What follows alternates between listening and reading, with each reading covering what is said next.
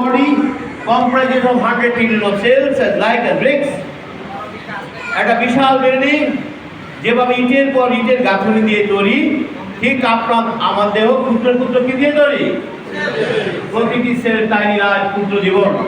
তাহলে আমরা কি বলতে পারি আমাদের দেহটি 100 ট্রিলিয়ন জীবনের একটি ইউনিট? বললে কি ভুল হবে? তাহলে আমার হার্ট কি দিয়ে তৈরি?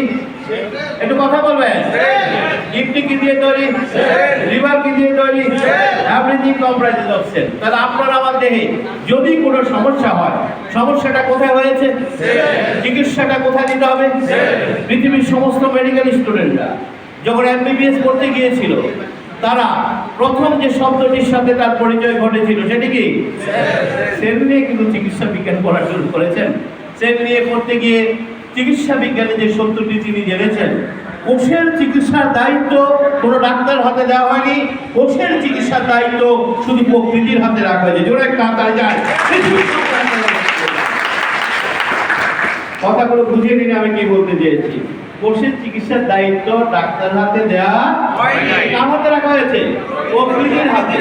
আপনার ডাক্তার কিন্তু এই কথাগুলো জানেন। তাহলে আপনার ডাক্তার কিসের ডাক্তার? হার্টের অনেক বড় ডাক্তার, কিডনি অনেক বড় ডাক্তার, চোখের অনেক বড় ডাক্তার। আমার সমস্যা চোখে না চোখের কোষে? আমার সমস্যা হার্টে না হার্টের কোষে? আমার সমস্যা কিডনিতে নয়, কিডনির কোষে। বলুন তো দেখি আসলে কি আমরা চিকিৎসাটা পাচ্ছি? একটু কথা বলেন। আমরা যে চিকিৎসা পাচ্ছি না, এর প্রমাণ কিন্তু আমাদের হাতে হাতে ঘরে ঘরে।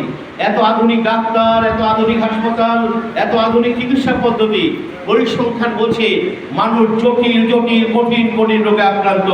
উত্তর কিন্তু আমাদের হাতে। সমস্যা কোথায়? কোষের চিকিৎসার দায়িত্ব ডাক্তার হাতে নেই, শুধু প্রকৃতির হাতে। জোরে একটা হাততালি চাই।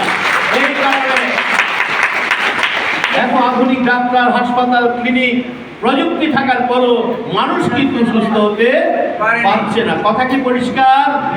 কারণ কোষের চিকিৎসার দায়িত্ব ডাক্তার হাতে দেওয়া হয়।